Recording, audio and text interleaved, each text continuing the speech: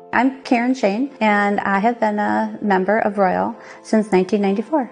I wanted to go after my dream, but I did feel that I was probably at that age where I probably should not, and I didn't think that I could do it.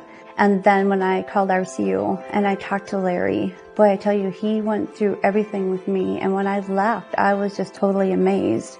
And I figured that, that I think maybe I can do this and that, I really, really wanted to do it. I have my salon and I do chair rent, full service, almost everything. And with this, I have also branched off into doing rehab on houses. So I've used what RCU has helped me with my business and to branch off and to start doing rehab.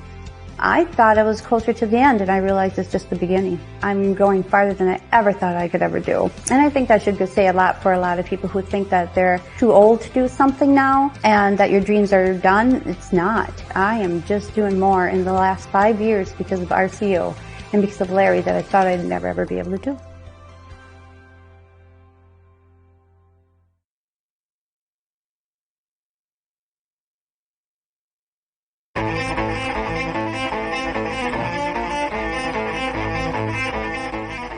Welcome to Conversations in Color, a weekly series committed to open, honest conversation and exploring hard questions regarding race and racism in Western Wisconsin and beyond.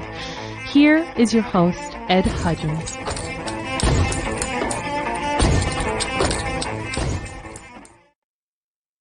Good evening, everyone, and welcome to Conversations in Color, Entrepreneurship Against the Odds. For those of you that are regular attendees of this program, you know that I'm not Ed Hudgins. My name is Adam Accola, and I'm usually on the other side of this production. But tonight, Ed and I have switched roles because it's Startup Eau Claire Week.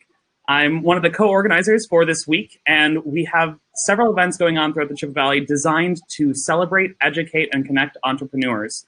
I also want to thank Royal Credit Union for their support of Startup Eau Claire and entrepreneurship in the Eau Claire area. Conversations in Color is a weekly live stream and radio show presented by Uniting Bridges, Converge Radio, and Pablo Center at the Confluence. These conversations are aimed at tackling hard topics surrounding race with a panel of locals. During our conversations, we operate with 3 pillars of understanding. Humility. First of all, we recognize that none of us has all of the answers that we're looking for. Second is honesty. We want to lean in on the hard stuff. We don't want to shy away from topics that make us a bit uncomfortable because uncomfortability means that we're learning. And humanity.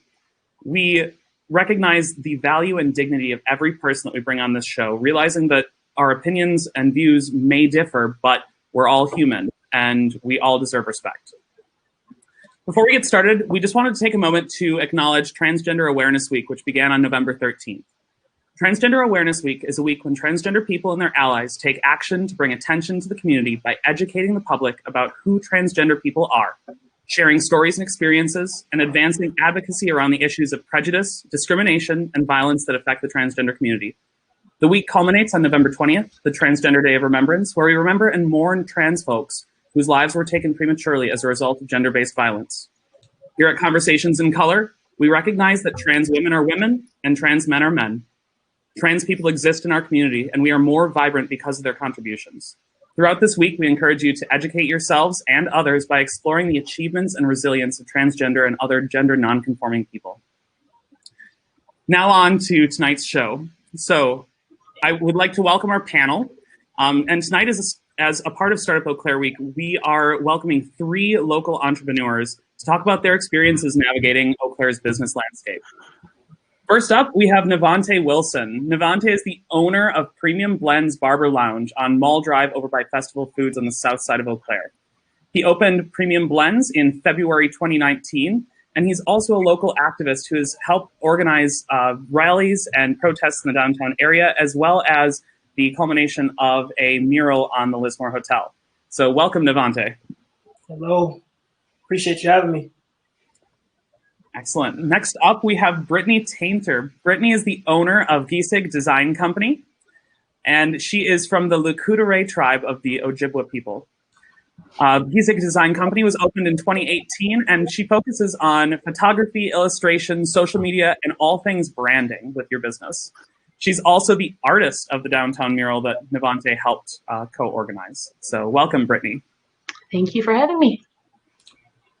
And finally, we have Ma Vue. Ma is a freelance videographer and owner of Cine-mavue, and he works with many, many local companies and organizations to fulfill their video production needs.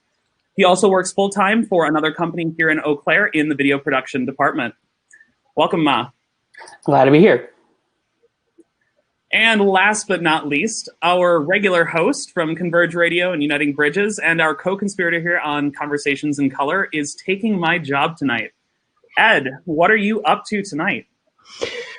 Well, first of all, I'm trying to be like a less handsome, less talented, fatter version of you. So that's my first objective tonight. But hey, I'm going to be monitoring the chat here in the Paragon platform here that we're live streaming through.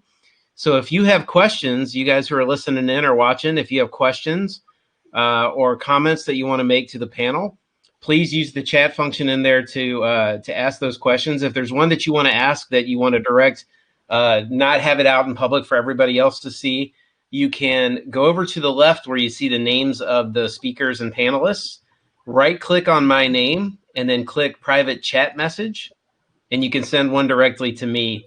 And then over the course of the conversation here, I will interject some of those questions as makes sense. We'll spend a little time on those a little later in the show as well, where we're focused on community questions. So we're looking forward. Please, if you have things to ask, clarifications you need, please don't hesitate to ask. Now, as importantly as all that, we have what well may be the most important question of the night that I'm going to kick off with these guys. And that question is this. We have the holiday season, the traditional holiday season for a lot of people coming up, but there are holidays happening all year round, depending on, what your cultural background is and what your family celebrates. So what is your favorite thing to eat or drink during a specific holiday celebration? It can be any holiday, but what's your favorite thing to eat or drink at that holiday? Adam, you want to kick us off? Sure thing. I always think back to when we'd gather at my grandparents' house for Thanksgiving, and my grandma would make all sorts of pies. Like, we would have an entire counter filled with pies. And so pie is probably my favorite holiday thing that I love to eat. Navontay, how about you? For me, it would probably be a hot toddy throughout the cold season. Good for any holiday, very relaxing. Put whatever you want in it, tea and whiskey or, whatever. It's actually what I'm drinking right now, but, and for Thanksgiving, I would have to say not the actual meal, but the leftover turkey sandwiches is that go to. Nice. Good choice. Brittany, what about you? I would have to say venison and gravy, I guess. Venison is just something that we have pretty much every time we get together. So my mom makes it, and it is delicious, and I want it always. So I can't quite make it the same way that she does. So I'm pretty happy whenever I can have it. Awesome. I love venison too. Ma, what's your favorite holiday dish? For me, I would say for a while there, you couldn't get roast pork belly in town. So it would have to be around like the Hmong New Year. That's like one of the few times that you'd be able to get roast pork belly. It's more common now just because there's more like restaurants in town. But for a while there, it would be, Hmong New Year, you wouldn't be able to get roast pork belly until then. So that would be my holiday treat. Awesome. Ed, how about you? I have a hard time pinpointing a favorite, but one that kind of always sticks out to me is collard greens, believe it or not. Growing up in Virginia, for Thanksgiving and for Christmas time, we would always have collard greens. That was always part of the family meal. And I've been in the upper Midwest virtually my whole entire life. And, nobody really eats collard greens up here that much. So it's one of those things that's a nostalgic kind of touch point to, to my growing up years. And every once in a while, we'll break out some collard greens in the house, and my wife hates the smell of it, and that's why we don't do it that often. Awesome. So just remember, make sure that you message questions over to Ed, drop them in the chat here on Paragon. Your involvement in this conversation is just as important as anything that we have planned tonight. So let us know what you want to know, and we'll intersperse those into the conversation here. So before we get started, I just wanted a quick chat. My role tonight is simply to facilitate and not dominate this conversation. I'm not an entrepreneur and I'm not a person of color, and so I cannot speak for those communities as well as our panelists can. I did want to quickly share some facts and figures, though, before we get started. Historically marginalized communities make up 32% of our population in the United States. However, only 18% of business owners are people of color. Overall, the biggest barrier to people of color, according to the Marion Kaufman Foundation, is lack of access to capital. And this trickles down to bank loans and lines of credit. Due to a lack of locally based financial institutions, good credit, and financial literacy, minority entrepreneurs are often locked out of debt and equity capital. However, according to the U.S. Senate Committee on Small Business and Entrepreneurship, over the last 10 years, over 50% of the 2 million new businesses that were started were minority-owned companies. These businesses created 4.7 million jobs and over $700 billion in revenue. There are now more than 4 million minority-owned businesses in the United States. So, kicking it over to our panel, I just want to know, tell us a little bit about your business. How did you get started, or how did you get interested in entrepreneurship? Navontay, let's start with you. Start with me. As you know, I own Premium Blendz Barber Lounge. Opened up in Eau Claire about a little over a year and a half now, to be 2 years in February. I got into barbering, I'm going to say at a young age, but a little bit after high school. At 16 years old, I definitely knew I wanted to be a barber. Originally, actually, it was a backup plan for, if college didn't work out or things like that. So at 20 years old, I enrolled in barber school. I went to a Park West Barber School in Durham, North Carolina. And fell in love with the craft. And never went to college after that. Moved back to Minneapolis, Minnesota, my hometown. And I worked at 2 different barbershops for a while. I want to say it was about 3 years. Had an opportunity to work at another barbershop located here in Eau Claire. It was at the Oakwood Mall. I worked there for a year and a half before I could save up, start my own business. Awesome. Brittany, how about you? Tell us a little bit about Giizhig. Yeah, so Giizhig Design Company is something I started in 2017. So literally, yeah, yep. And it's a small creative services company. It's basically just me. But I work with a lot of clients that are looking for branding and things like that. But I also do illustration and, art pieces and everything along those lines. But then I also recently-ish expanded into beading as well, which is something that I wanted to get into because it, helps me get closer to my culture and to, I guess, just, just feel closer to it. And, it's just a new medium for me to use to express myself. So I really appreciate doing that as well. So, yeah, creative services. I try to reach out to as many BIPOC companies as possible. And my hope is to just, work with cool people and help them tell their story. Awesome. Ma, tell us a little bit about Cine-mavue. Okay. Well, Cine-mavue was officially registered last year, but I've been doing freelance work ever since I got out of college in 2013. I went to school in UW-Madison for film and television. That was something I've always been very passionate about. But yeah, Cine-mavue really started out of necessity, just because for some reason I wasn't getting the job offers. I was applying everywhere. I wanted to stay locally. And so I was like, you know what, if no one is going to hire me, I'm just going to go out there, put my work out there, and hopefully something will come out of it. And I'm happy where I am now, but it was a long way to get there. But yeah, so what I do is I work with different ad agencies, marketing agencies in town, or not, they're based around the area. And if they have a client or somebody that they need video work for, commercials for Micon Theater or for television, they reach out to me. I work with the company then or the business, shoot, edit, put it together for them, and then it gets shared to the public. So yeah, that's what I do. Excellent. So now that we've gotten an overview of what the three of you do as far as your businesses go, I wanted to just quick chat about what were some of your biggest barriers to entry and getting started in those fields, whether it was opening your business, whether it was finding customers, whether it was running and operating the business. What were some of those challenges that you faced as you got started here in the Chippewa Valley? And I'll just toss it over to whoever wants to answer first.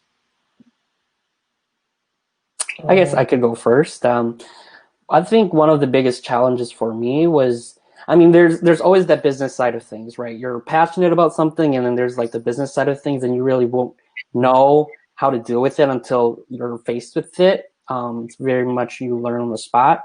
So that was a big part for me. Was the only reason why I did end up having to register was because I was using my name, Cine-mavue, but then it wasn't registered, and I worked for a client, and they had printed off a big check under that name. So I couldn't go to the bank to like cash it. So I had to go in and register my company, start a bank account, do all of that. And then I had freelance friends from other parts of the state telling me that, you need to make sure that you're paying your taxes this time, like quarterly, or it could all come back. So there's like a lot of it was just learning the business side of things for me. I was lucky enough that I worked with different agencies that kind of find the jobs for me in this sense. So it wasn't so hard finding customers per se, but yeah, for me it was more just like the business side of things when starting up my business here. Yeah, I think the business side of things is a really tough piece of it. Sometimes there are things that I stumble into that I'm like, oh, well, if I wouldn't have done that, I'd have the IRS after me, so that's cool to know. So it's really interesting having to find resources that you didn't even know you needed. Mm-hmm. It's an interesting thing. So I'll touch on some struggles that I had starting up my business. I would say finding the equity to actually start your business. Mm-hmm. I had saved up a whole lot barbering for a year and a half when I moved down here, and getting the ball rolling, getting everything moving. I was trying to find equity, and I actually had applied for a business loan at the bank I've been banking with for about 7 years at the time, which is Wells Fargo, and they have some they have a reputation for how they do business with certain people, and I had applied for a business loan there, perfect credit, well over 750 at the time. Basically, I came in cocky as like, I'm definitely getting approved. I just want to know how much you're going to approve me for. And they basically found like one thing that went to like, collections from years ago that was already paid off, and denied my application fully from that. So I had to actually go to another bank and get a business loan. So. And Navontay, I don't think that experience is necessarily uncommon, especially with entrepreneurs of color. And I mean, they must have dug pretty hard to find that one ding on your score. So, yeah, I believe they did. I mean, I was banking with them for about 7 years, never missed a payment on my credit card, credit score almost perfect. I didn't really understand why they denied me in the first place. I think it was definitely because I was a person of color. So. And Brittany and Ma, have either of you experienced any barriers, specifically when it comes to funding for your businesses, in seeking funding or applying for or finding anything to fund your operations at all? I know on my end, I'm pretty lucky in that I have a little overhead right now, so I haven't had to reach out in terms of getting a place to work and all of that. But like grants and stuff have helped me, like, especially during now COVID, and all of that, the We're All In business grants have helped, but I actually haven't had a lot of experience with that yet. Yeah, for me, I would say not so much, but then again, I don't have as much, I don't need as much capital in a sense compared to like Navontay.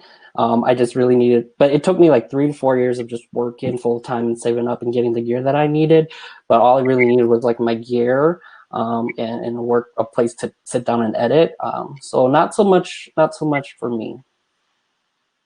Excellent. And it seems too that the three of you worked hard on the front end of starting your businesses to save personal capital to make sure that these ideas and businesses came to fruition. And you weren't just relying on a bank. You had some startup capital to begin with, and then you maybe went to the bank at that point and then kind of made up that additional funding. So on the flip side of that, have any of you had any positive experiences specifically with funding? I know, Brittany, you have received the Red Letter Grant, which is an awesome program in the Eau Claire area. Have any of you experienced any major wins with grant programs or funding for BIPOC businesses at all? When I was in Milwaukee, I worked for MATA Community Media, which is their public service and community channel down there. And so a big part of what I did was like help find grants and stuff. And the fact that we had a lot of programming that was around the BIPOC community, we were given a few grants for that. But for my personal business, I haven't had as much luck, I would say, just because it's more commercial based. So it's harder for me to go and get grants in that sense. So, yeah. Yeah, I haven't had much luck thus far, but the resources are definitely there.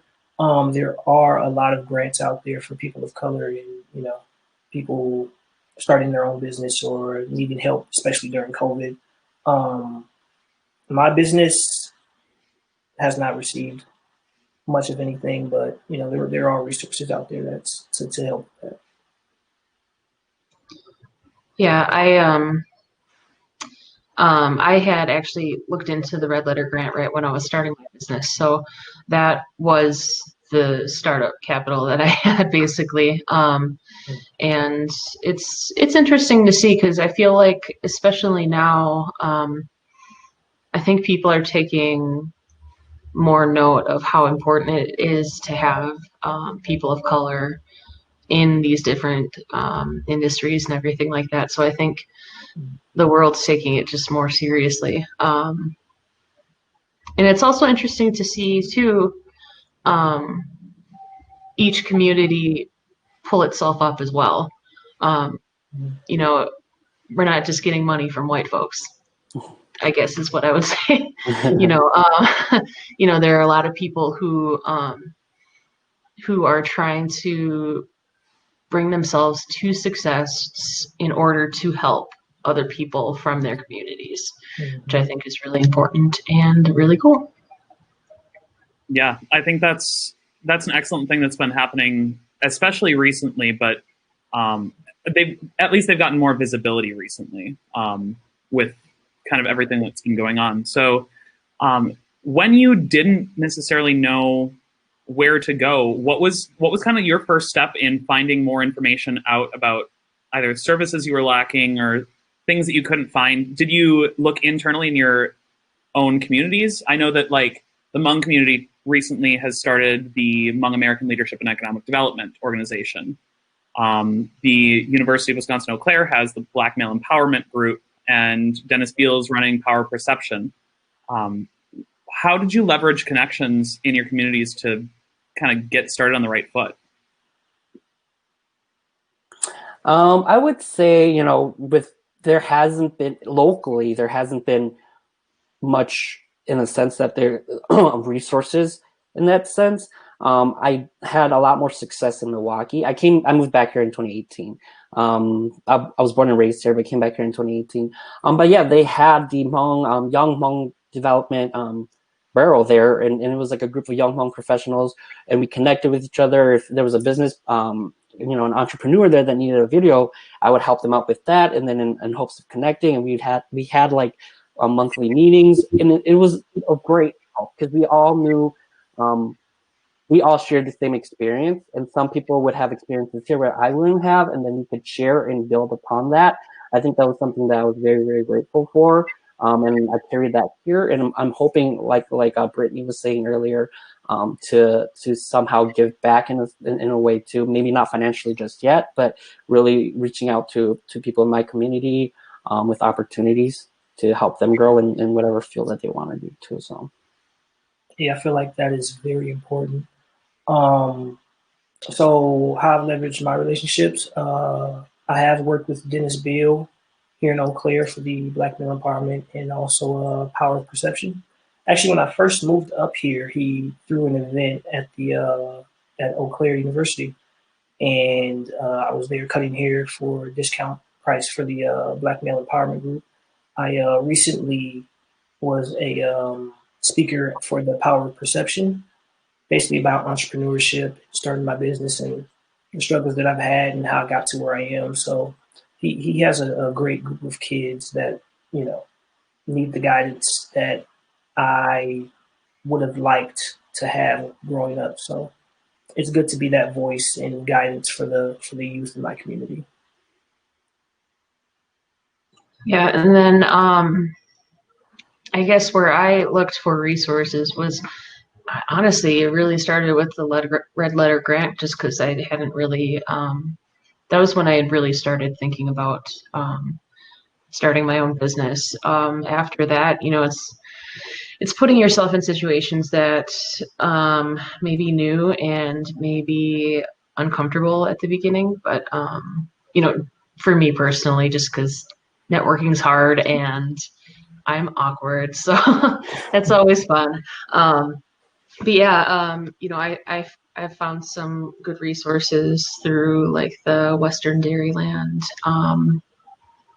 I can't remember their full name right now, but that association and just some of those business things. But then also I've found a lot of resources online that aren't necessarily local, but are run by Indigenous folks, which is super cool to find. So you gotta Google.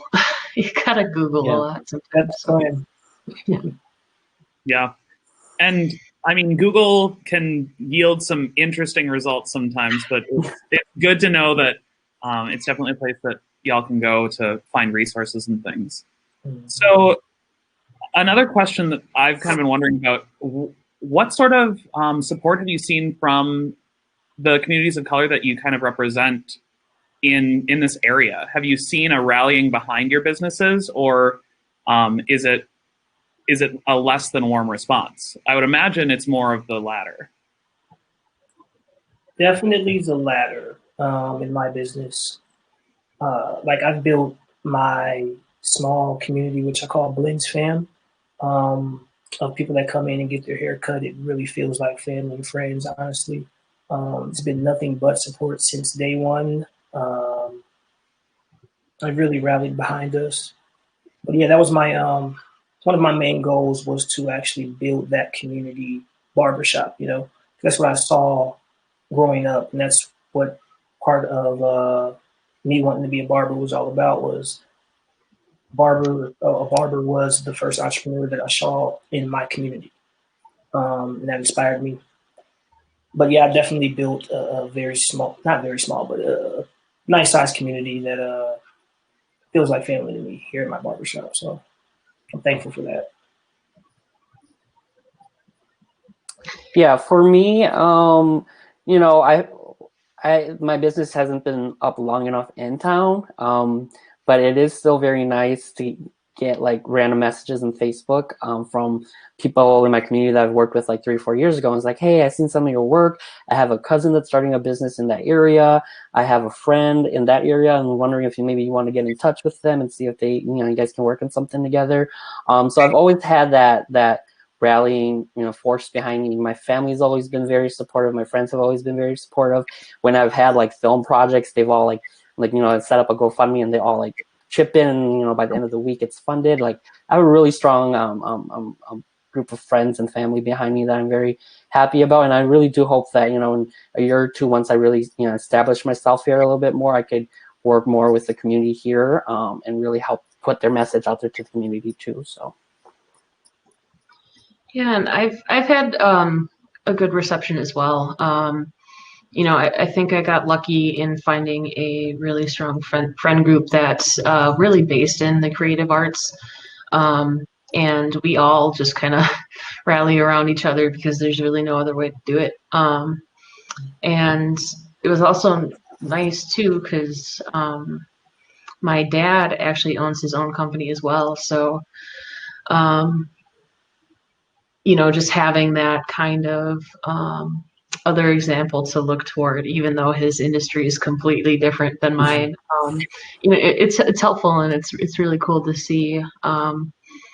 And I think, and just the reception's been positive. And as far as navigating your way through our business community here in Eau Claire, what successes or challenges have you kind of seen with that? I've heard from some entrepreneurs in marginalized communities that it's difficult to connect on traditional business terms. There are things that are cultural that don't necessarily translate to just casual networking conversation that people don't necessarily understand. Have you experienced any of that in the Eau Claire scene specifically? Yeah, I think, for me, I want to be really intentional with who I work with and what they portray and what their values are. And I think that that's one of the biggest things is trying to find companies or individuals that have values that align with yours, especially now when things matter so much and when everything is just, kind of out in the open for a lot more people to see. There's a lot of people out there that claim to, be with it and be woke. And sometimes you learn that that's not always the case and it's more of a surface thing. So I know that I've had to kind of navigate that and, just be kind of, I guess, careful who I work with, but that's not saying that's not a bad thing because there are a lot of great people out there. That's just, something that I've run into myself. And then to jump on what you were saying earlier, Adam, I feel like, there's cultural norms that are viewed differently in different cultures. So, for the Hmong community, certain things that we do may come off as rude or as unprofessional. Like it's a lot of effort for us to give eye contact and close, like when we're like close together and speaking, it is I have to make an effort to make sure that I stay in tune with you. And then there's also like, just shaking hands, things like that, in the majority of the society, it's deemed professional or common sense. Like in other cultures, it's not. So whenever and like Brittany was saying, I pay attention to who I'm working with. If I go in a group, kind of read them quickly, see how much do I need to adapt to this? How much do I need to change my persona to come off a certain way to be able to work with them on a professional level. And I think that's something that I've been forced to learn and which I'm grateful for. It's a great skill, but it's also at the same time, it'd be nice to just be yourself and feel like I can work with whoever I want to without having to like change how I approach certain things or how I say certain things. But that was very prevalent in Eau Claire for me, at least, because when I was in Milwaukee and when I was in Madison, I feel like people were more, the white people were more exposed to people of color. They weren't as afraid to just say your name. Like I feel like my name alone, people are afraid to even address me just because they don't know how to pronounce it. But yeah, and it's definitely something here when I'm going to smaller towns to work with like a different business that hasn't seen a name like mine before, they haven't ever said it out loud, it could be very uncomfortable for them. So it's like you have to kind of, for me, I have to kind of read who I'm working with and how I'm going to approach the whole situation and the whole project. But yeah, so that's something that I've noticed around here. I haven't much noticed any of that around here, but that's maybe because I work in a barbershop. And what a barbershop is just a place of community and a place where you can kind of unwind and be yourself. So I one of my values in life is to be authentically me at all times. So I definitely am grateful of being in a business that definitely lets me do that. And my goal actually isn't to cut everybody's hair, I try to keep my business as authentic as possible so that people see what we are as soon as they come in, and they can decide if they love it or not and go from there. But some of the successes that I have had is definitely building a community that loves what my barbershop is. So I'm very grateful for that. I can, if I could, I take my son to Premium Blendz to get his haircut, and I've gotten my haircut a couple times there. As a middle-aged white guy, the barbershop was not a place to just hang out. Like growing up for me, it was you go there and get your haircut, and then you leave. And so it was an adjustment for me to like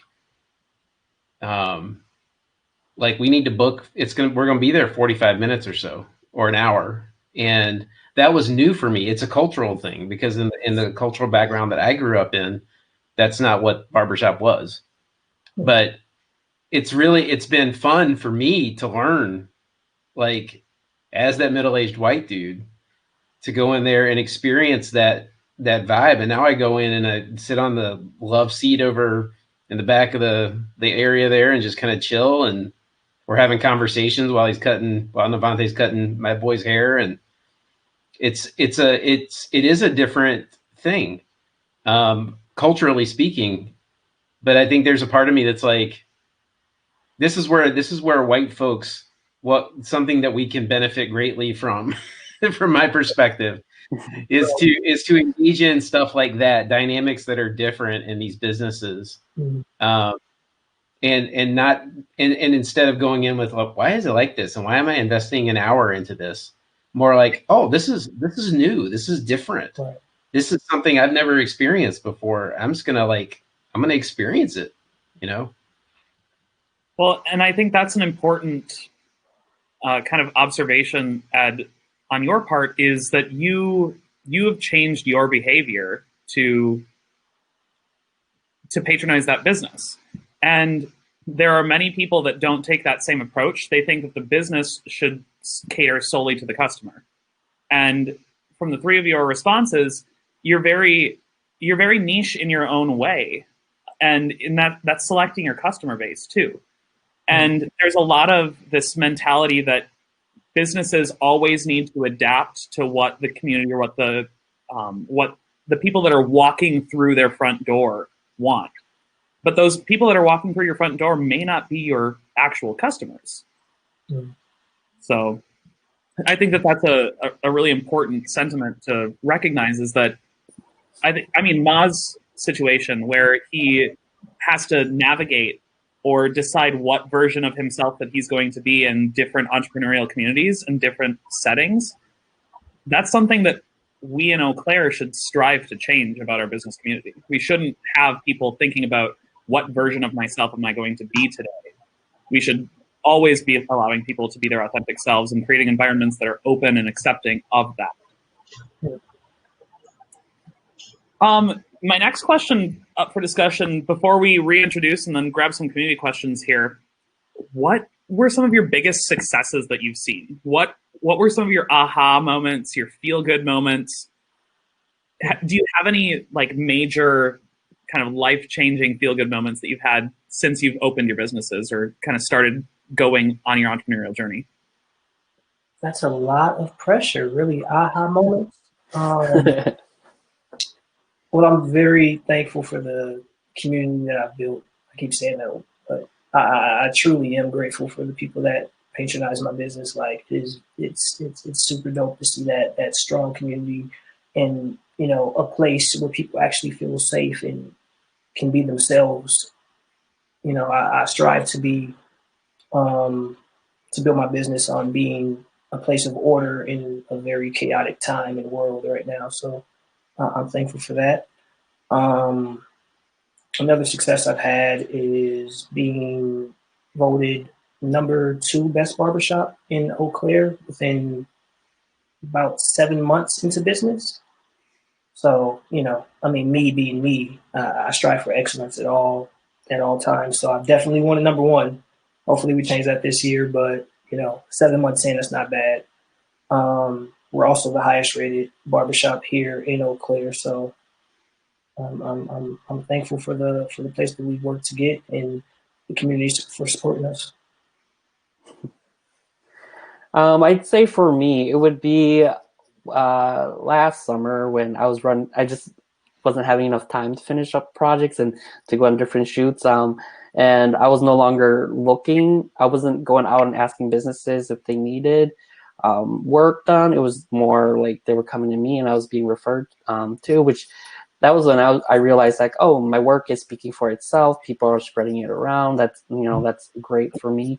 I would like to be like Navontay, being ranked best in town, hopefully. But as right now, I think for me, it was just more having my work speak for itself and having people reach out for work more than me going out there and looking myself. So, yeah.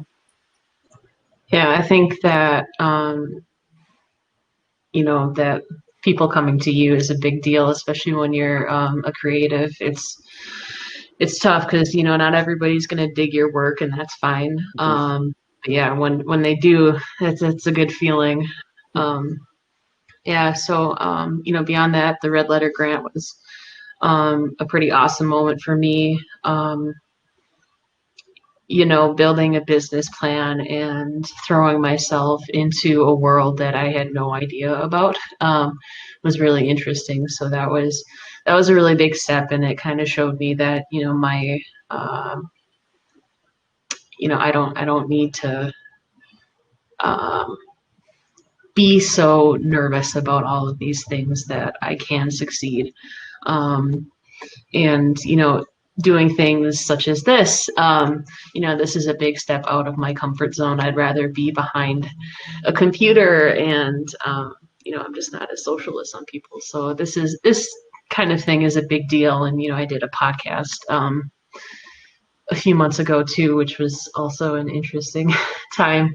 But then, I think for me, it's also been every time I've evolved as myself and taken steps that solidify my personality and my characteristics and my point of view in the work that I do. And it's, I don't know, it's just keeping true to myself, I guess, has been successful. And every time I choose to listen to myself over my inner critic or some other's criticism, then that's a win too.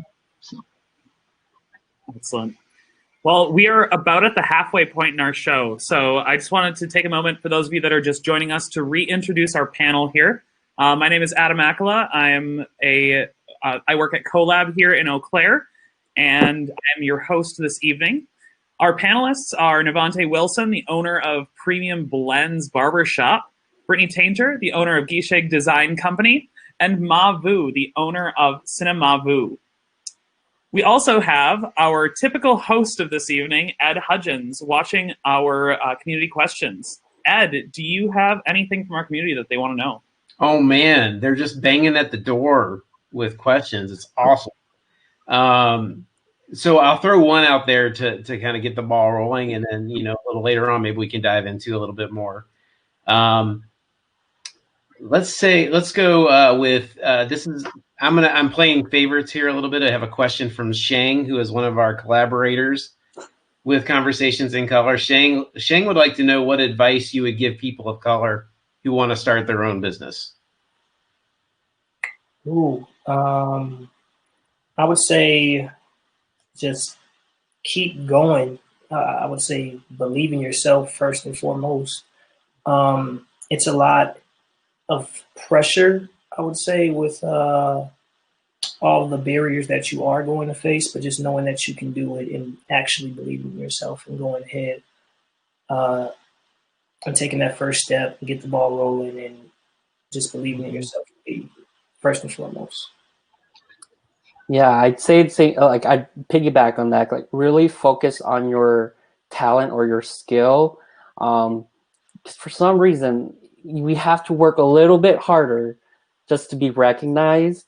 Our work has to be a little bit better for us to finally be like, oh, whoa, who's this? You know. So for me, my advice would be really, really, really work on your skill or your passion, your art, and yeah, really let it speak for itself, because we got to try a little bit harder, unfortunately, than most. So Yeah, if it's something that you care about, I think it's going to be that much easier. Mm-hmm. Brain freeze. But also, not everything's going to be perfect right away, and that's okay. As long as you go into everything with intention, I think that really matters, and you're going to learn a lot along the way, which is just fine. Yeah. Oh, can I piggyback on that? A lot of people think for some reason you have to have like this master business plan and, take every step and have everything mapped out. And basically, I like to say that I winged it. Honestly, I winged it and did what I had to do. It's all about knowing the end goal, the vision that you have for your business, and just taking that first step, because if you're never going to take that first step, you're never going to get anywhere. You're going to always be planning. There's always going to be something, but you learn along the way certain things. You learn more on the path to success than, planning for it, is what I'm saying. Brittany and Ma, just curious, is that something that you two kind of did as well, in just kind of starting doing the thing rather than like plotting, planning, making sure that all your ducks are in a row before taking the headfirst dive? Yeah, for sure. Like I was saying earlier, I kind of did it on the side. I didn't have a real business plan. It was just like, oh, a friend needs this done. Sure, I'll do that. But then, yeah, I really didn't have a great business plan laid out. It kind of just fell into place for me. But that was like, with a lot of work too. But yeah, I didn't have, my ducks laid out. I didn't have anything really laid out there for me. So. Yeah. I actually had to create a business plan for the Red Letter Grant application. So that helps me, work out a few things. But to be honest, I kind of left it open-ended a little bit, and I think that's okay. Just, you're going to change no matter what in your business. And if you aren't, then I don't know, maybe that's a bad thing. But yeah, so I was forced to, but I also wouldn't say it was probably what a business person would throw together, and that's fine. It still got me to where I was going, and I think what really helped propel me was just how I felt so deeply about what I do and what I wanted to do, and I think that's really what matters more than just a business plan. Mm-hmm. I do want to share a quick story on this. I actually got an extra kick in the butt in starting my business. Maybe so my original plan when I moved to Eau Claire was to eventually start my own barbershop. I had told the old owner of the barbershop I used to work at the mall all about my plan and time frame and everything, and just building from there. And I got to almost, starting it. It was probably about a month and a half before grand opening of my business. And I was actually fired from the shop that I used to work at. And, from there on, basically, like, it had to happen. And I knew it would. Like, it was a decision in my mind to where it was already done in my mind. And it's funny that once things are done to you, how easy things just start flowing in that direction. I can't exactly explain it, but I feel like once you leap out of the nest, you get your wings. So, yeah. Yeah, I definitely agree with that. Ed, what's the community saying? What do we have for questions? Adam, we can't hear you, buddy. Interesting. Maybe just you. Can you hear us, Ed? I can hear Adam. I can. Maybe it was just me. I'll refresh here, Ed. Go for another community question here. So I'm going to read Adam's lips. I think he said something about community questions. Yeah, another one. All right, cool. So a couple things. First of all, Amy had asked about a list of BIPOC-owned businesses in the area. And there is a link in here that Salika shared in the chat that there's a list of, if you follow that link, a list of those businesses there. So I wanted to let everybody know that who is listening in here. Also wanted to mention that if you're interested in checking out the websites of any of their businesses here, the links are listed in the chat. So just wanted to make sure everybody is aware of that. One of the questions that we got was actually from Salika, who, I don't know, some crazy person named Salika. I don't know who that is, but she wanted to know if the Small Business Administration helped at all, or did you guys work with the Small Business Administration at all? I've been to a few like small like seminars and stuff like that, but other than that, I haven't really reached out too much. I don't know about everybody else. Yeah, I haven't reached out or worked with them yet, no. I've definitely tried to work with them, especially during COVID. They had some COVID relief funds and everything that they were giving out, but no luck on those, so I haven't been successful with that just yet. So there'd be a big negative on that one. All right. I'm curious, can you hear me again? I can. Awesome. Also, on the BIPOC-owned businesses in the Chippewa Valley, currently CoLab is working on putting together a database of those businesses. We hope to roll that out in the next couple of weeks here, hopefully in time for the holidays, so that you can support some of those BIPOC businesses here in the Eau Claire area and Chippewa Valley as a whole. Great. There was a Facebook group that was doing something. I think they're involved with UWBC. I just don't remember who it was creating that list. Okay. Sure. If somebody has that information, they feel free to put that in a link to that in the chat if they know something about that. That'd be great. Gotcha. Amy has a question. Were there entrepreneurs in your family growing up, or are you the first? So my dad, like I had mentioned before, he owns a business, but that didn't really start until, I don't know, maybe 4 years ago or so. He does optimization for like HVAC systems and stuff like that. So completely different field, which was interesting. But that was really nice to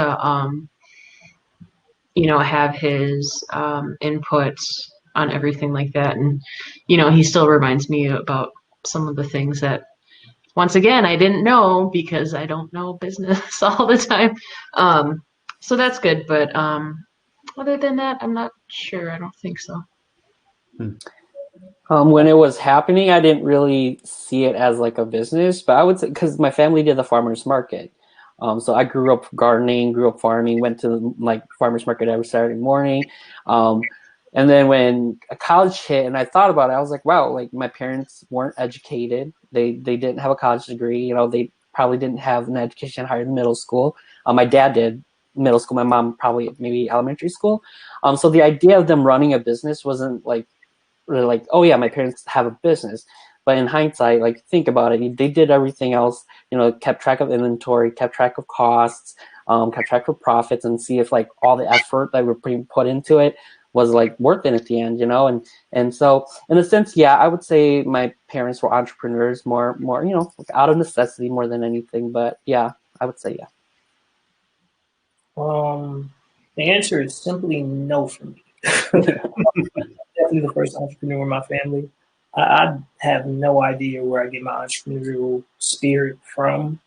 I don't know. I always had my visions and my goals personally within my community and what I wanted to do, which is not the regular route of where I come from. I'm very thankful to have two dope mentors that can guide me into where I'm trying to get to. So having mentors and some kind of guidance system is very important. But yeah, first entrepreneur in my family so far. So. And Ma, I'm really glad that you brought up the farmers market too, because too often our Hmong entrepreneurs and the people that work at the farmers market don't get enough credit for the business that they do. And it's a very valid business. It fosters entrepreneurship in youth because it's a family business. It's not just something that the adults do. It's something that is a full family operation. So I'm really glad that you brought that up. And it literally feeds our community. Kind of a big deal. Right. Yeah. And then Navontay, you brought up mentors. I know that's a huge thing that Dennis Beal, who owns Power of Perception, works on. Is that something that's super common in the Black community? I know that it's common in entrepreneurship, but not as common as I've heard of it from the couple Black entrepreneurs that I've gotten to know over the past couple of years.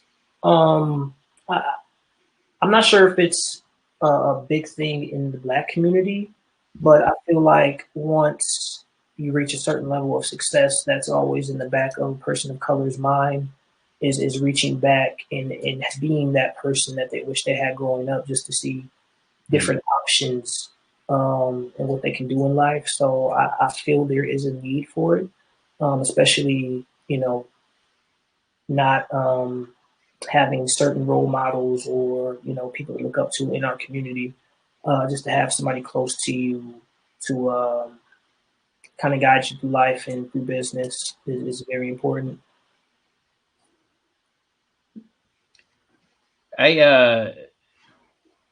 I'm not moderating the discussion tonight, but I have to tell you, so much of what you guys have said, I just want to dive so much deeper into it. Because I think this is such a rich conversation. I would say to Ma, when you were talking about the farmers market, yes, and Brittany, they feed us. I mean, basically, but beyond that, it's such a great example of the kind of impact a cultural group that comes in that's not part of the dominant cultural group, the kind of impact they can have. And for me, like, there are so many reasons why the Hmong community makes the Chippewa Valley better. The downtown farmers market is one of the primary examples, honestly.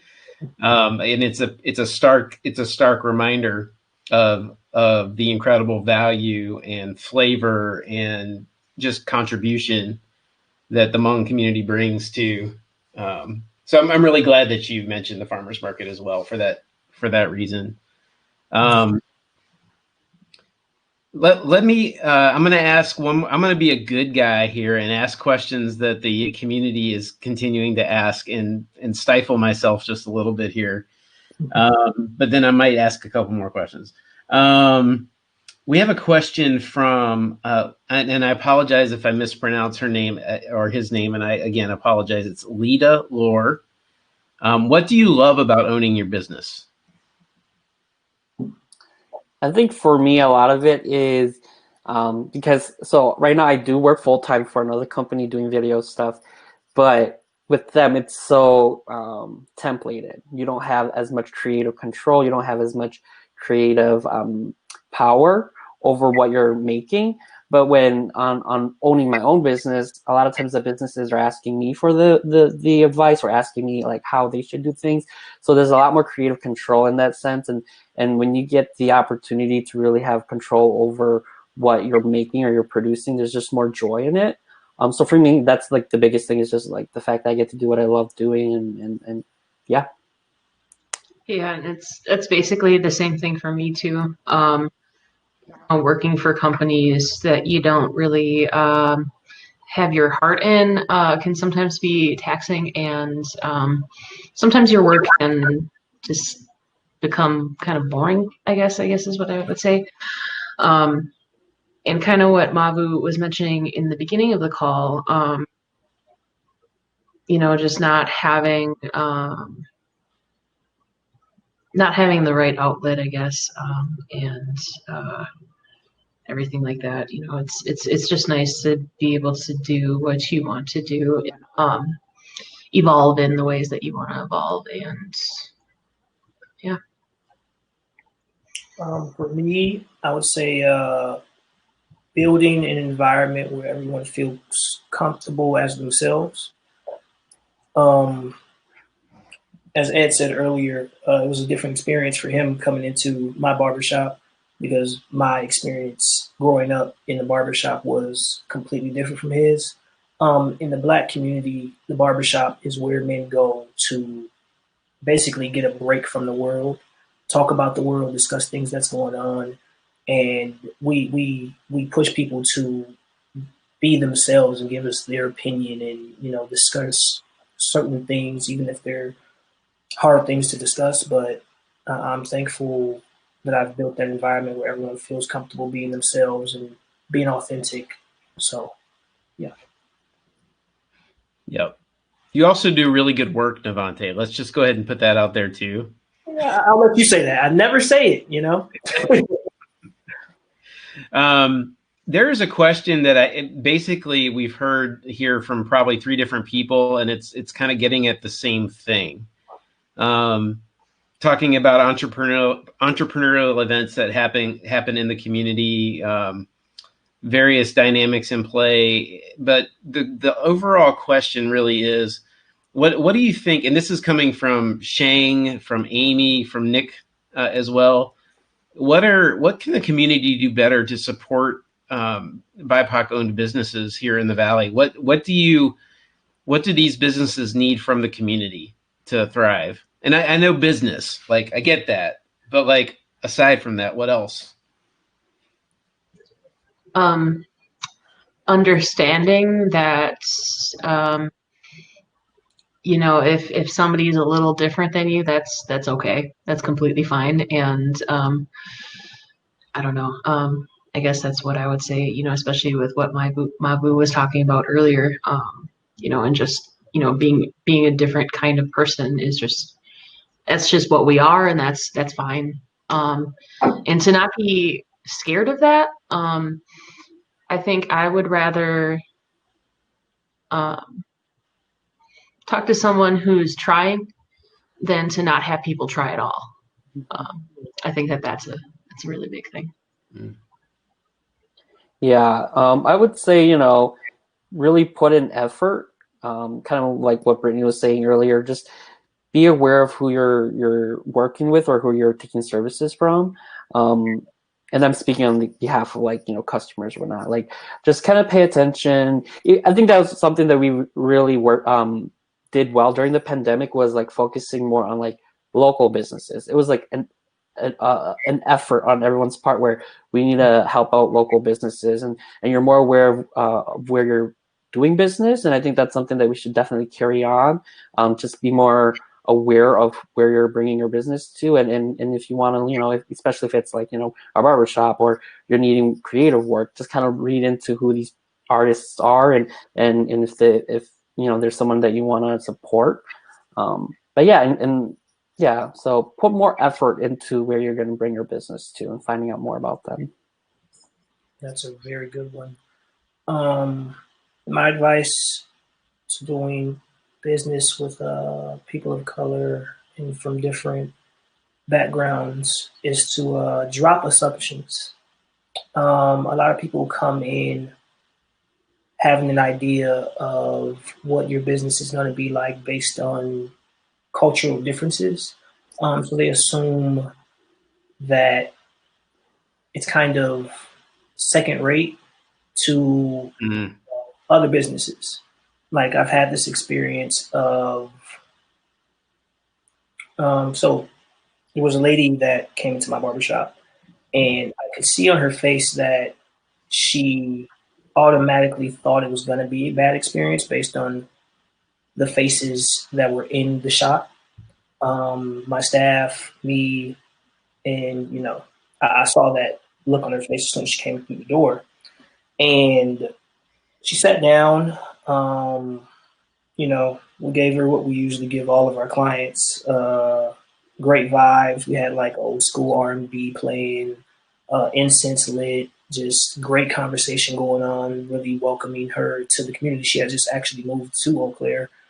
And, you know, I slowly started to see her face brighten up as she realized that this was like one of the best services that she's had in the barbershop. And it dawned on her like, okay, everything's top notch here, because we push ourselves to set that standard in our business, in our field of barbering.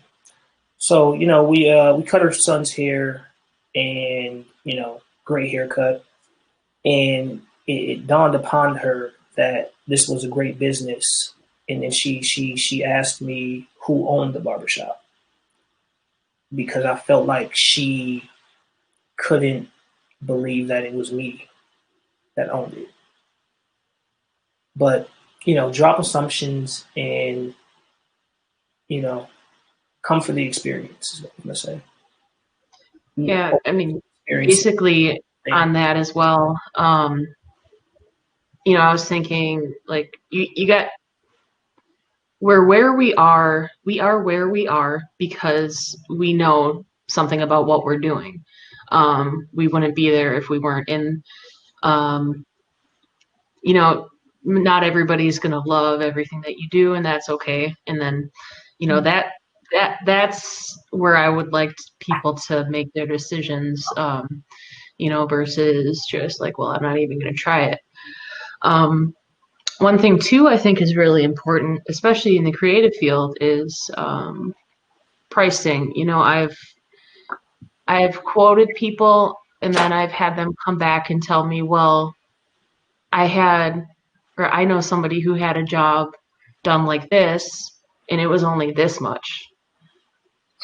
I'm okay with somebody, I guess, not completely agreeing with pricing at the beginning, but don't devalue my work just because you don't want to pay that much. I think that is one of the biggest slaps in the face. And it's something that I think a lot of business owners, a lot of POC business owners have dealt with. And, you know, there's a right and a wrong way to go about it. Try to find the right way. Yeah. And I appreciate that. If I could just pop in there too, Brittany, that's a common thing that happens at the farmers market, I know, as well. And I've heard about that happening. And you don't see anybody walking into a retail store, into Target or into Walmart, and saying, I know that this is this much, but can I actually just pay this much? Like, that's not a thing that happens. It's time to start treating businesses like businesses and paying them adequately for their services. Yes. And a lot of small businesses are doing things in ways that are far more intentional than these big box stores. So, you know, like my beaded earrings are going to cost more than something that you can pick up from Target. And that's just how it is. And if you don't want to pay that, then that's fine. Keep that to yourself. I don't need to hear. I don't need to hear you can get it cheaper elsewhere. That's fine. Go get it. That really, for me, just for what it's worth, for someone, I think can be pretty sensitive on behalf of creatives. Really drives me nuts, because it's like, no, it's not that I'm just producing something. This is coming from who I am. This is art. This is expression. And I know, like, you know, all three of you, there's that element in the work that you do that it's an expression of self. It's not just you're rendering a service for somebody. And when it's an extension of who you are, and then somebody wants to negotiate prices down on you and try to get the cheapest rate they can, that's just yucky. I've dealt with a lot of that. I don't know if it's a thing in barbering or services all over, but like people truly think that they can negotiate the price, and it's like you wouldn't go into Target and like try to bicker on, you know, soda. Like I paid less at Walmart and, you know, things of that nature. You wouldn't go to Nike and say that, you know, I can get this somewhere cheaper. No, you fully pay the price and you keep it moving. But in small businesses, it seems to be like a thing where people want, or sometimes even just expect a discount just for supporting your business. Yeah. It's very odd. It's not odd, we're cheap. People, yeah. If I could say too, something to make our businesses and to make our meetups, to make our community more diverse and more accepting is that white people in the entrepreneurship scene need to be more intentional about learning things and about learning where gaps exist and learning how to support marginalized entrepreneurship and learning, everything that there is to know about our community members. Collab a couple months ago, back in September, hosted a Hmong 101 workshop where we spent 2 days. We offered it to all of our members and all of Pablo Group. We spent 2 days talking about the Hmong experience, both from back in Laos and the Korean War there, the Vietnam War there for us, and why the Hmong people ended up in that situation. And then the following day was spent learning more about the Hmong language and pronunciation. And it's that kind of thing that will start building this cultural competence that we need to start involving people of color in our conversations and not just making them be different versions of themselves based on what they're doing. Right. But why does it matter? And I want to interject that question here, Adam, and obviously for the panelists and for you as well, Adam. Why does it matter? I mean, why should white folks go that extra mile and learn those things? What difference does it make? A, because we're the dominant group, and it's up to us to change that if we want to change that. And B, our workforce is more diverse, more robust, more talented if we involve other people that don't look like us. We get different subsets of talents. We get different pros and just a very, very rich experience if we have other people involved. Right. I agree on that. I agree that having that diversity and creativity and it just allows for a wider array of, let's say, colors, right? The way Navontay does here, if he doesn't do that in Eau Claire, no one else will. And then we lose that part of the human experience in our city. Mm-hmm. Same with the way I edit, the way I do things. I bring with me things, part of my culture that have, if we aren't out there sharing our stuff, it will be lost, you know? And I think I kind of always bring it back to food. Like, imagine if all we served in Eau Claire was fried chicken and mashed potatoes. That's all we have.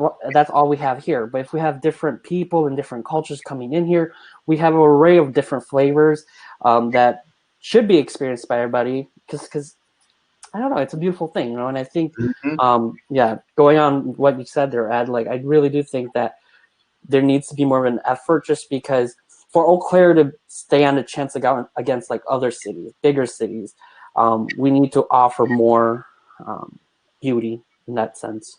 Yep.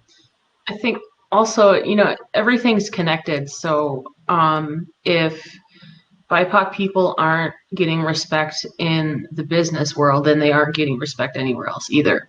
And, you know, I think that's all tied together to this, you know, racist system that we have going on. And it's not helping anyone. And, you know, just basic human decency, you should want to value other people's opinions and everything like that. And, one thing too, I think that non-POC folks can bring is just humility.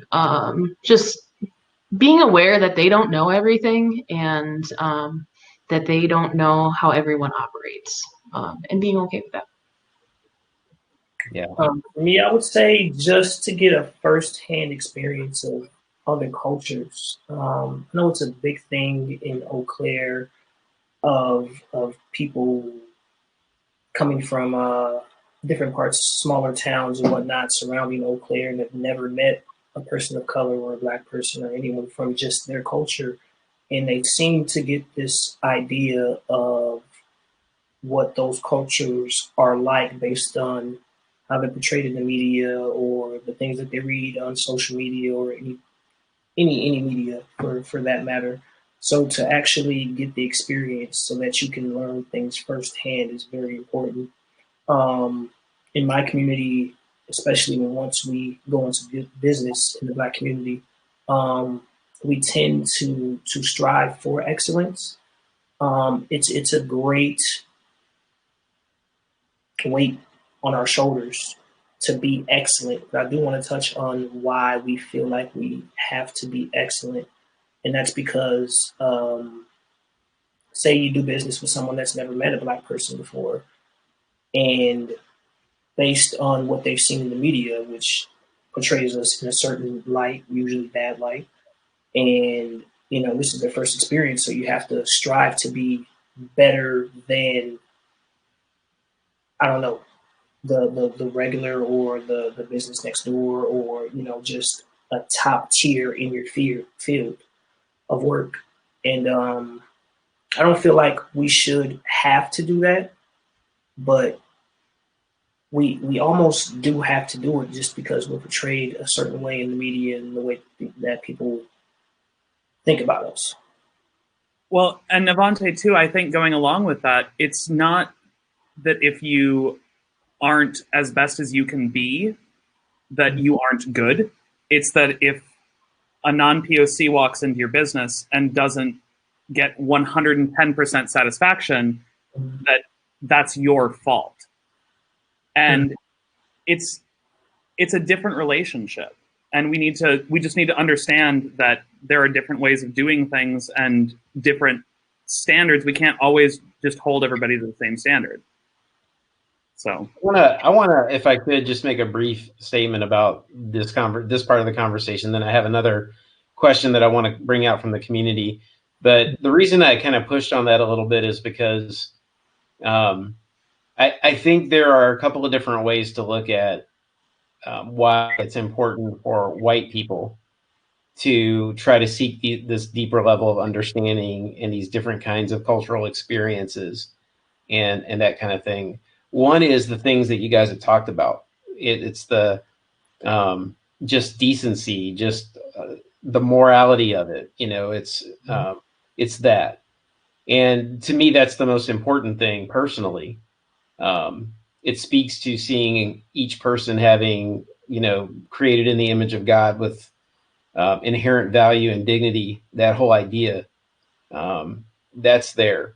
But then there is that just bottom line thing that, like, what's in it for me as a white person to do this? Because at the end of the day, we're going to look at how we can serve ourselves first. That's just how we do life.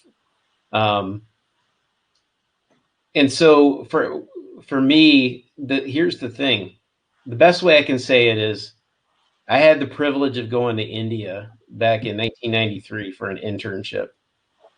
And believe it or not, I did not want to eat Indian food when I was there. I was scared of the Indian food. I was scared of the cuisine. Because I wasn't a super adventurous eater when I was younger. Now I'll eat anything, well, within reason. But when you're hungry enough and you need something to eat and all that's there is Indian food, eventually you're going to eat some Indian food. And I had that happen to me, and it was like I saw new colors for the first time. It was so delicious, and I just, like, Indian food is one of my favorite cuisines now. And the reason I mention that is because of the richness of life that embracing these different kinds of experiences will bring. My life is richer because of being in Premium Blendz Barber Lounge and spending time there. My life is richer from, going to Thai Orchid and Rice Palace and enjoying Southeast Asian food, and Egg Roll Plus. My life is richer from relationships I have with people who are different than me, who have different cultural background, family background. I'm a more well-rounded person because of it. Mm-hmm. Even aside from that, we, as thinking about economics, we flourish in this system with real competition. When people are, when people are clamoring for the kind of quality work that Brittany's going to produce for them, and whether it's jewelry or it's some other kind of design work that you're going to do, and they have options out there, the more diverse voices we have in that, the more different flavors that are available, the better the economy is going to be, because there are more choices, and we're more educated about the choices that are out there. And so on a very gut level, bottom line, what's in it for me kind of level of thinking, it is beneficial for the white person in and of themselves, and for white society as a whole, to engage in this kind of understanding and experience, because you're gonna be better as a person. You're also going to be helping the society become the best it can be, economically, culturally, socially.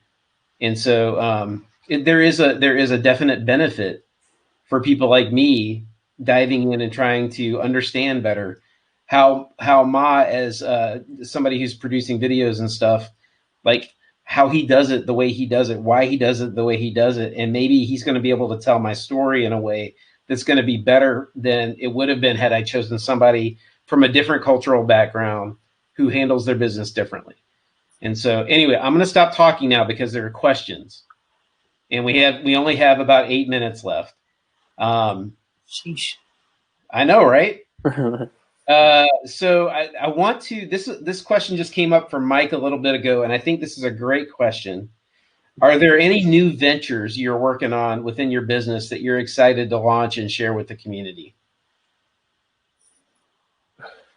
I mean, just because of the pandemic, not so much. I'd say, Right. I think right now we're just trying to, stay afloat. But yeah, I haven't really been looking for a new venture within my company, my business. But yeah, I don't know about you, Brittany and Navontay. It's going to be something actually very similar to this, but coming from my community and the business that I'm in.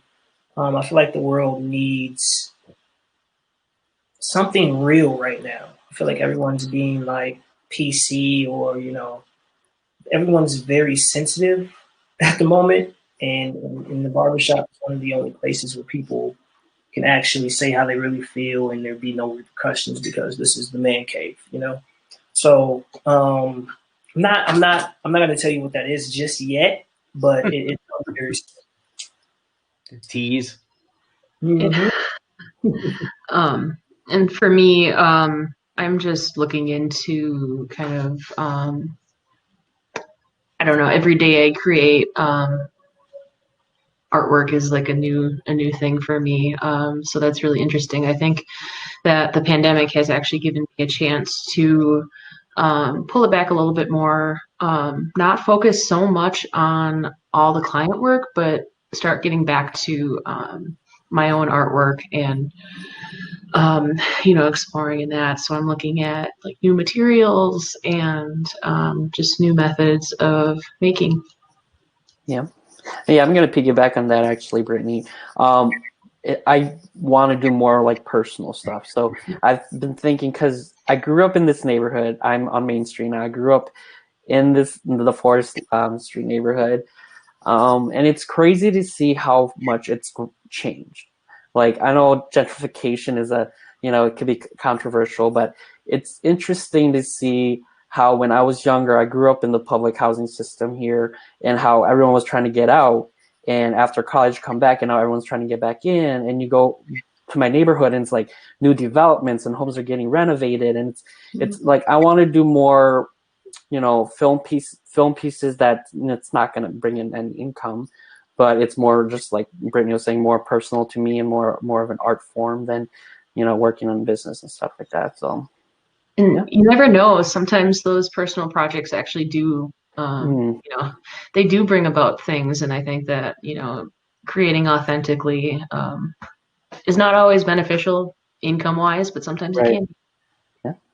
Well, I don't know if you guys are familiar with this author named Seth Godin. He's a blogger, marketing guy. Anyway, he wrote a book years ago called Tribes.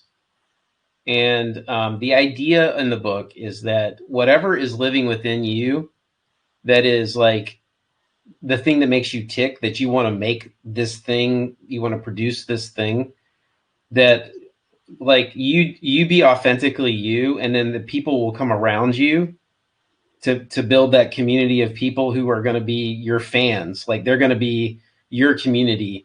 You were talking about that a little bit, Navontay, earlier with was it the Blendz fam? Is that what you called it? Yes, sir. It's that idea of you build just these people who are going to be loyal. Like with Converge Radio, that's part of what we're doing. We are unique. We do what we're going to do, and we don't really want to be like anybody else. We don't care about that. And so we want to build people. We want to build communities. And so I think about that with y'all as you continue, even these personal ventures you're talking about. There's probably going to be opportunity there. Things will develop out of that, like you said, Brittany, that I think could eventually bring financial benefit, because it's again, you're building your community of people who they know what you're about, they like what you do, and they're in, and so whatever you produce, you're leading them to an extent. You're a leader in that way. Even though you're not social and you're really struggling with being on camera and stuff right now, you're a leader, to your community. So real quick, what was that book called? It's called Tribes. Tribes by who's the author? Seth Godin, Godin. I'm sure you can order it through Daughter's Books here in town. Totally cool with it, as long as you don't misuse the word tribe. I get you. Yeah. I get you. It's a sensitive word. Totally understand. And I've used it ever since based on the way he said it. And then I'm like, maybe I need to figure out a different way to say it. So yeah. It's the right way to the word tribes. What was that? What is the real definition of the tribe? I mean, to me, like, I was born into a tribe. It's not something that you just curate. Right. I guess is what I would say. It's something that's kind of sacred to Native folks. So it's just something that I think people should be careful and really intentional with. So. Yeah. So community is probably a better word. Yeah. Yeah. All right, y'all. Well, it's getting to be about that time. We got about 2 minutes left. So I'm going to wrap up this conversation here. We usually end with some action items, and I'd encourage y'all to hop in if there's anything that I say that you want to add on to or anything like that. But as we're moving into this holiday season, I want to encourage everyone on this call and beyond to shop local, support local. Our small businesses, our local businesses need our financial support right now. So anywhere possible, skip Amazon. I know it's easy. Skip Walmart. I know it's easy. Shop local. Find your things from a local maker. It will be so much better for our local economy. It will be so much better for you personally. Also, as we're going through this next little bit here and beyond, get to know your neighbors. Do some work on your own. Figure out who owns BIPOC businesses here in the Chippewa Valley. I know that we've had some asks for databases, and some of those are being worked on, but do some work on your own. Go out and ask. Figure out who in your community runs what businesses. And normalize that diversity in entrepreneurship. That's both for ourselves as consumers and the business community at large. We need to normalize that diversity and encourage it in our entrepreneurial community. Also, support minority-owned businesses at this time. We've got lots that are very well known in this community, And we've got some that aren't as well known. Again, reach out to people and try to find those businesses to see what you need. I want to thank you all for being here tonight, and thank you for being a part of Startup Eau Claire Week. There are lots of various events going on throughout this week to support, celebrate, and educate entrepreneurs throughout the Chippewa Valley. So be sure to check us out on Facebook and Instagram. Both are Startup Eau Claire. A big thank you tonight to Pablo Center at the Confluence, Uniting Bridges, and Converge Radio, our 3 partners on this production, as well as our panelists, Navontay, Ma, and Brittany. Your insight this evening and this conversation has been awesome. So I thank you so much for being here. Thank you for taking the time. Appreciate it.